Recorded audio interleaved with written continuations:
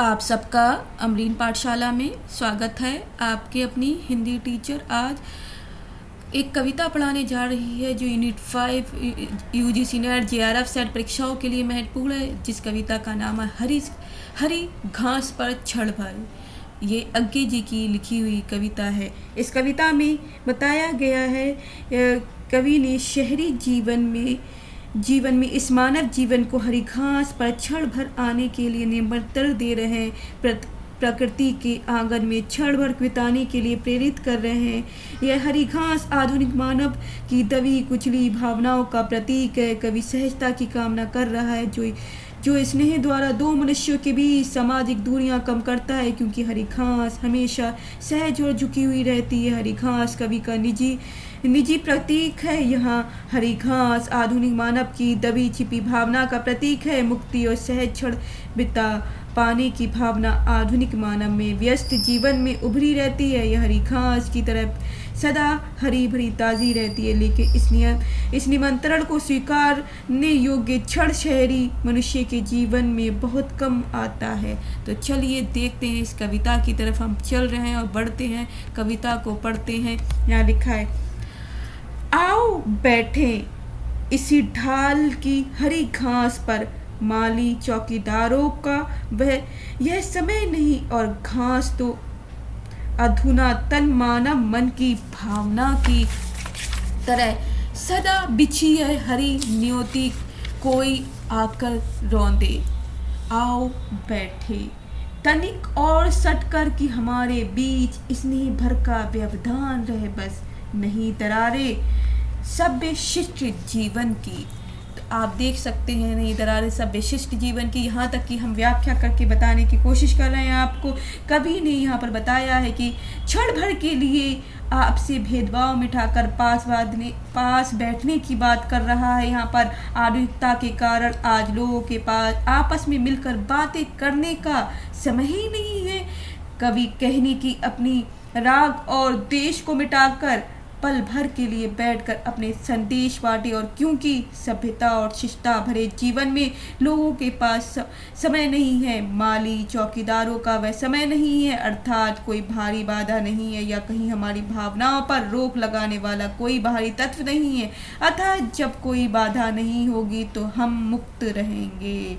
माली चौकीदार ऊंच नीच के स्नेह भरे सभी द्वेष त्याग कर, शब्द आपको पता चल रहे हैं कि माली चौकीदार क्या है। यहाँ पर ऊंच नीच का भाव जो है वो त्याग कर आपस में मिल बैठने की बात कर रहा है। यहाँ पर आगे की जो पंक्तियाँ हैं वो हम पढ़ लेते हैं। इसका तो आपको व्याख्या बच्चों पता चल गई है। देखिए यहाँ से देखते हैं, चाहे बोलो चाहे धीरे धीरे बोला, स्वागत गुनगुनाओ चाहे चुप रह जाओ, हो प्रकृतिस्था तनो मत कटी छटी उस बाढ़ सरीखी, नमो खुल खिलो सहज मिलो, अंत स्मित अंशुर्यंत हरी घासी क्षण भर भुला सके हम क्षण भर, देख सके हम क्षण भर भुला सके हम नगरी की बेचैन बदकुती गड़ अकुलाहट, और न माने उसे पलायन क्षण भर देख सके आकाश धरा दुर्वा में घाली, पौधे लता दौलती फूल झरे पत्ती तितली भुनगे,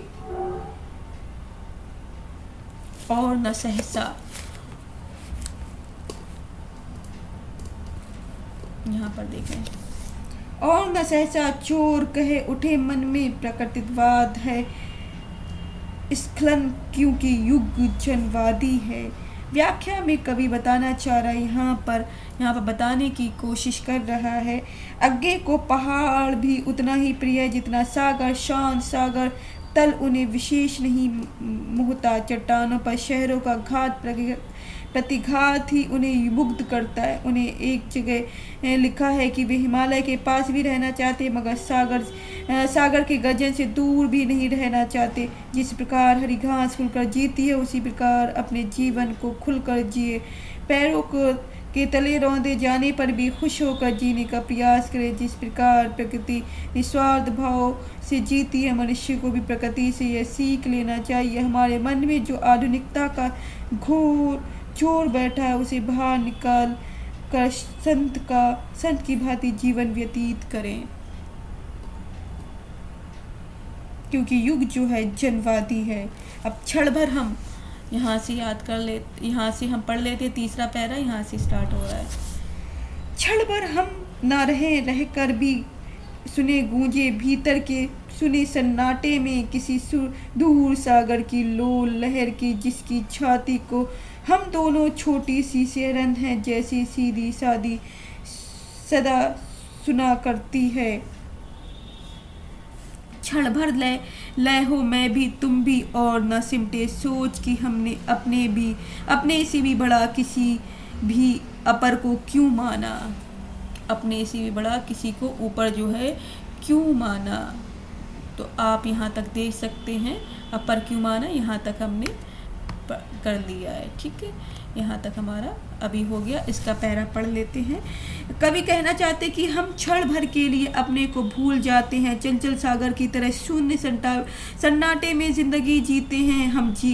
हम जीवन रूपी सागर की भावनाओं को मन रूपी गूंज के माध्यम से चुने। इसलिए आपको क्षण भर के लिए इस हरी घास अर्थात प्रकृति की गोद में आकर बैठना चाहिए। कवि ने अपने को बड़ा और दूसरे को छोटा मानने का विरोध किया है।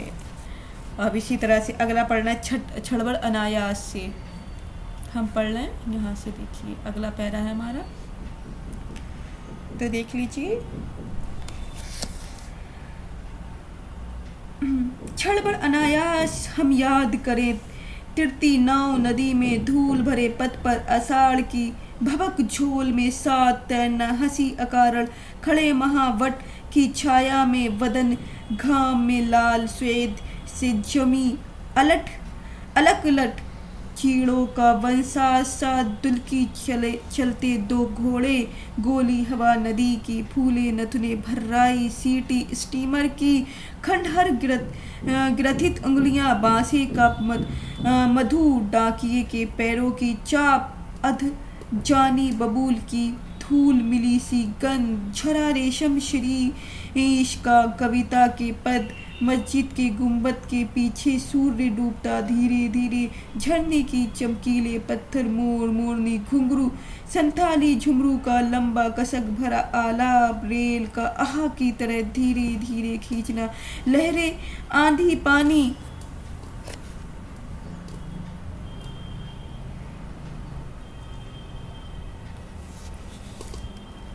आंधी पानी, नदी किनारे की रेती पर बित्ते भर की झाड़ की, अंगुल अंगुल नाप नाप कर तोड़े तिनके का समूह लूमोन। तो इसमें बताया जा रहा है, इसमें व्याख्या ये है कि क्षण भर हमें याद आ जाता है कि हम एक ही नाव में बैठकर नौका विहार कर रहे हैं। धूल से मार्ग पर आषाढ़ की गर्मी भभक रही है, गर्मी में पसीने से चेहरा लाल हो गया है। इस प्रकृति के आंगन में चोर भी आते हैं, अर्थात मन में अहंकार भी आता है। इस प्रकृति की गोद में हम अनेक हलचल जैसी नदी में नाव का चलना, जंगलों में चीड़ों के वृक्ष, नदी के किनारे गीली हवाएं, बबूल के पौधे की सुरंग, झरने की चमकीली पत्थर, वर्षा ऋतु में मोरनी के नृत्य, संथाली के पर्व, कर्मा के आदिवासी नृत्य आदि जो देखने को मिलती है, सभी प्रकृति का वश में है, सभी प्रकृति के वश में है। उसी प्रकार हमारे मन के सभी हलचलें भी प्रकृति की गोद में जाते ही शांत हो जाती हैं। यहाँ से अगला हमारा पैरा स्टार्ट हो रहा है। याद कर सके अनायासा और न माने हम अतीत के शरणार्थी हैं। स्मरण हमारा जीवन के अनुभव का प्रत्यावलोकन, स्मरण हमेशा जीवन का अनुभव जो है हमारा प्रत्यावलोकन, हमें न हीन बनाए। प्रत्याभिमुख होने के पाप बोध से आओ बैठे क्षण भर। यह क्षण हमें मिला नहीं नगर सेठों की फैया जी से हमें मिला है यह अपने जीवन की निधि से ब्याज शरीक से। आओ बैठे क्षण भर तुम्हें निहारूं, अपनी जानी एक एक रेखा पहचानूं, चेहरे की, आंखों की, अंतर मन की और हमारी साझे की अनगिन स्मृतियों की तुम्हें निहारूं। झिड़क नहीं निखरना दबी वासना की विकृति है धीरे धीरे। धुंधले में चेहरे की रेखाएं मिट जाएं, केवल नेत्र जगे उतने ही धीरे। हरी घास की पत्ती पट्टी भी मिट जावे, लिपट झाड़ियों के पैरों में और झाड़ियों भी खुल जावे। क्षिति रेखा के मसृण ध्यानांत में केवल बना रहे विस्तार हमारा बोध मुक्ति का, समहीन खुलेपन का। चलो आओ बैठे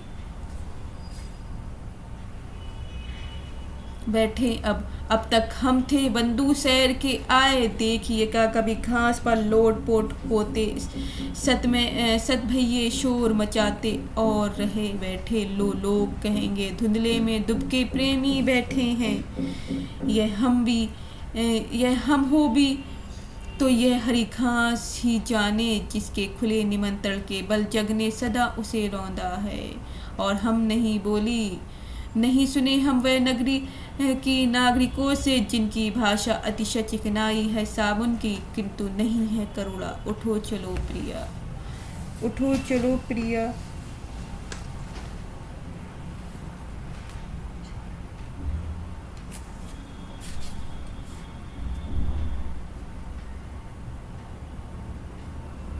तो इसमें बताया, इस पद में पता है, इस पद में व्याख्या की गई है। आपको पता है कि किस तरह से क्षण भर हमें याद आता है कि एक नाव में बैठकर नौका विहार कर रहे हैं। धूल भरे मार्ग पे आषाढ़ की गर्मी भभक रही है, गर्मी पसीने चेहरा लाल हो रहा। इस प्रकृति के आंगन में चोर आते हैं, अर्थात मन में अहंकार भी आता। इस प्रकृति की गोद में हमें अनेक हलचलें, जैसी नदी में नाव का चलना, जंगली चीड़ों के वृक्ष, नदी किनारे गीली हवाएं, बबूल के पौधे में सुगंध, झरने की चमकीली परतें, वर्षा ऋतु में मोरनी का नृत्य, संथालों के पर में कर्मों की आदिवासी नृत्य, और जो देखने को मिलता है सभी प्रकृति के वश में। उसी प्रकार हमारे मन में सभी हलचल नई प्रकृति की गोद में ही आ जाती हैं। और आगे बताने की कोशिश करी है यहाँ बताया गया है कि इस पद में कवि ने प्रकृति के साथ बताए गए कि क्षण अनायास ही याद आने लगते। कवि अनुसार ही हमारे जीवन में अतीत क्षण हमारे जीवन में साक्षात्कार होता है। इस प्रकृति के क्षण भर के लिए बैठो, यह जीवन क्षण हमें अच्छे कार्य के लिए मिला है। जीवन खुलापन बना रहे, इस सीमाहीन खुलेपन को असीम आनंद लेना चाहिए। यहाँ पर ये सारी बातें कौन बता रहा है? कवि बता रहा है, जिसमें हमने ये पूरी कविता देखी है और पढ़ी है, जानने की कोशिश करी है कि कविता कैसे कैसे और कैसी कैसी चीज़ों को बता रही है। ये कविता बहुत अच्छी कविता है, इसलिए हम और दूसरी कविता लेकर प्रस्तुत होते रहेंगे बच्चों। और यहाँ पर हमारी कविता जो है समाप्त हो जाती है। इस तरह से हम अन्य कविता में मिलेंगे। तब तक के लिए bye bye, take care, have a nice day. जहाँ रहें खुश रहें, आबाद रहें। जय हिंद, जय भारत।